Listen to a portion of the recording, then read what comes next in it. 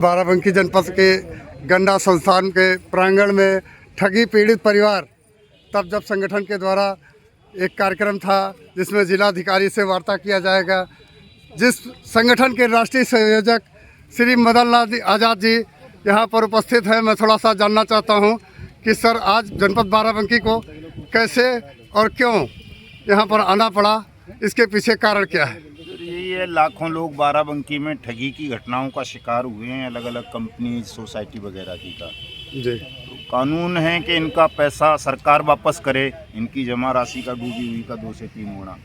लाखों लोग आवेदन कर चुके हैं, उन पे अभी तक प्रोसीडिंग नहीं हो रही है, पैसा वापस नहीं मिल रहा है लोगों का। तो एजेंट और निवेशक के मध्य झगड़ा बढ़ रहा है और उस झगड़े का नाजायज़ फ़ायदा फिर असामाजिक तत्व या कहें बेईमान किस्म के अधिकारी उठाते हैं। तो उसी के संदर्भ में आज डीएम साहब से वार्ता करनी है और 31 जुलाई का फिर हमारा संसद का घेराव है। लास्ट अल्टीमेटम हमने गवर्नमेंट को दे रखा है कि या तो 31 जुलाई से पहले आप भुगतान कर दें इनका इस कानून के अंतर्गत। जो कानून तुम नहीं बनाया है, नहीं करोगे तो फिर हम भाई संसद को उठा के बहाएंगे, फेंकेंगे जमुना जी में 31 जुलाई को।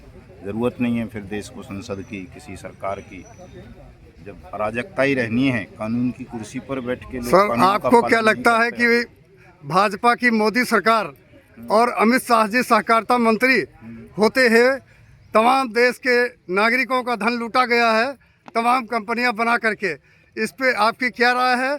और ये बर्ड्स एक्ट कहां से स्टार्ट हुआ है, कैसे जन्म हुआ है और क्यों सरकार ने बनाया, क्यों पालन नहीं हो रहा, कुछ इसके बारे में आप राज्य। देखिए, बर्ड्स एक्ट बनाया तो इसलिए गया था कि 5 लाख से ज़्यादा ठगी पीड़ितों ने आत्महत्याएं कर ली थी हमारे देश में। 2 लाख सैनिक ठगी का शिकार बने, जिनमें से 1250 ने ऑन ड्यूटी आत्महत्या की।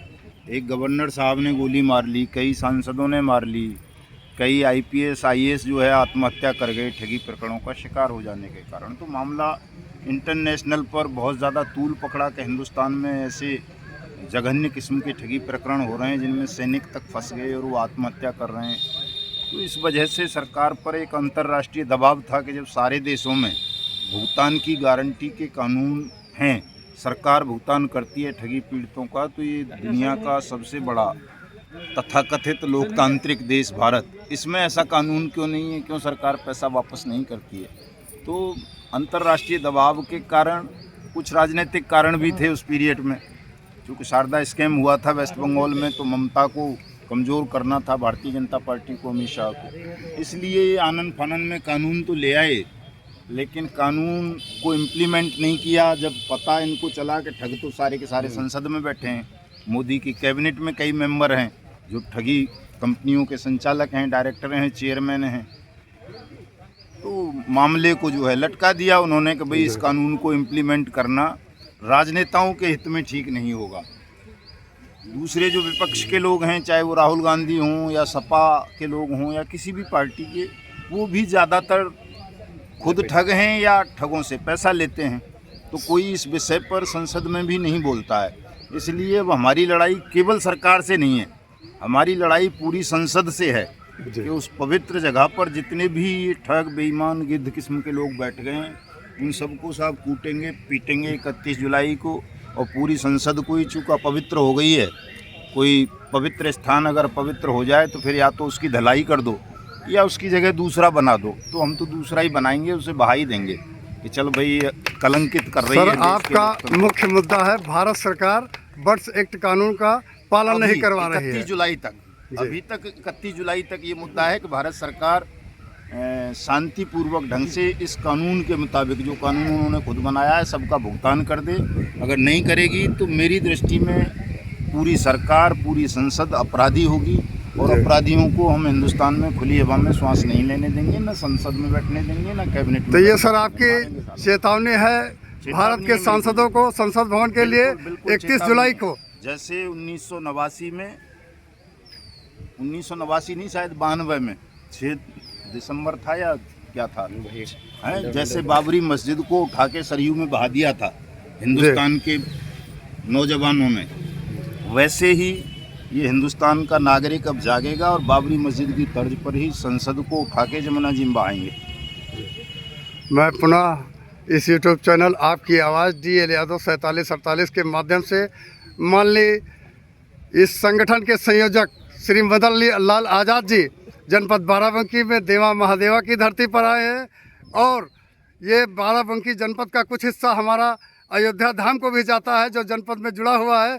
मैं इस धरती पर आने वाले इस संगठन के संयोजक जी का आभार प्रकट करता हूं और स्वागत करता हूं कि देश के लुटे हुए ठगे गए निवेशकों के साथ लड़ाई जारी किए हुए हैं और भारत सरकार से, जिला प्रशासन से, उत्तर प्रदेश सरकार से मेरा यह निवेदन और अनुरोध है कि इन गरीबों का पैसा खून पसीने का पैसा है, इन्हें बट्स एक्ट के अंतर्गत पुनः बट्स एक्ट लागू करके इनका भुगतान कराएं। इन्हीं बातों के साथ मैं अपनी बात समाप्त करता हूं। धन्यवाद। सत्ता छोड़ो, भारत छोड़ो, दान करो या सत्ता छोड़ो, भारत छोड़ो, दान करो या सत्ता छोड़ो, भारत छोड़ो। पैसा हमारा आपका नहीं किसी के बाप का, पैसा हमारा आपका नहीं किसी के बाप का। गन्ना संस्थान के प्रांगण में राष्ट्रीय संयोजक मदन लाल आज़ाद जी आए हुए हैं, जिन्हें शायद पुलिस व्यवस्था दी गई, क्या कारण है इस पे जानना चाहते हैं। उसी का कह रहे हैं, हमने तो नहीं कह रहा कि नया बना दो। सारे काम आपने किए, लाइसेंस भी आप दे रहे हैं, बंद भी आप कर रहे हैं और किस बोल रहे हैं जो घास खोद रहा है, खेती लगा रहा है, उसका पैसा लगा रहे हैं, उसे आप लगा रहे हैं। उसका वोट तो चाहिए लेकिन उसके लिए न्याय नहीं है तुम्हारे पास। गलत कह रहे हैं सब हम।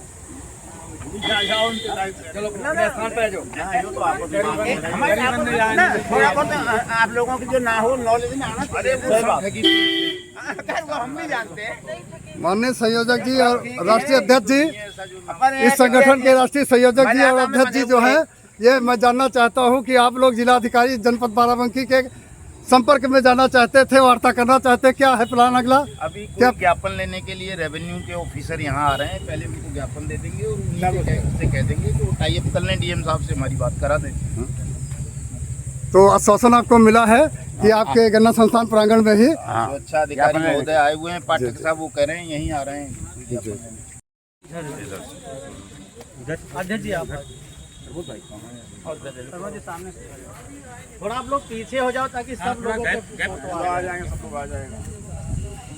जिला प्रशासन के अधिकृत जो अधिकारी हैं आज गन्ना संस्थान प्रांगण में ठगी पीड़ित संगठन के संयोजक मदन लाल आज़ाद जी के नेतृत्व में जो जिलाधिकारी जनपद बाराबंकी को एक ज्ञापन दिया जा रहा है, इस संबंध में हमारे अधिकृत अधिकारी जनपद बाराबंकी राज्य से संबंधित आए हुए हैं और ये ठगी पीड़ित पूरा परिवार गन्ना संस्थान प्रांगण में बड़ी आशा और उम्मीदों के साथ कि बट्स एक्ट भारत सरकार लागू करे, जिसके लिए सभी लोग संघर्ष कर रहे हैं और जिला प्रशासन से भी अनुरोध किया जा रहा है।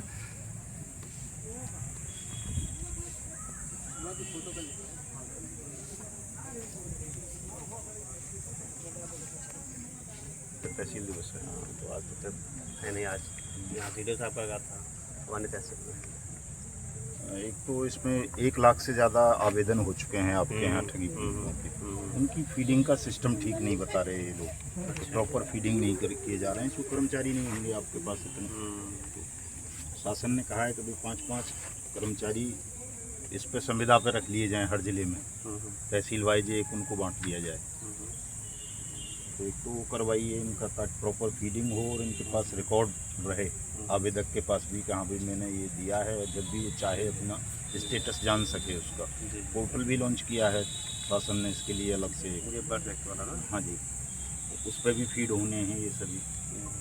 दूसरा एक कप्तान साहब से शिकायत है कि कोई निवेशक अगर चला जाता है उनके यहाँ और एजेंट भी जाता है जैसे शिकायत करने, ये सब थाने में हमको प्रताड़ित किया जा रहा है।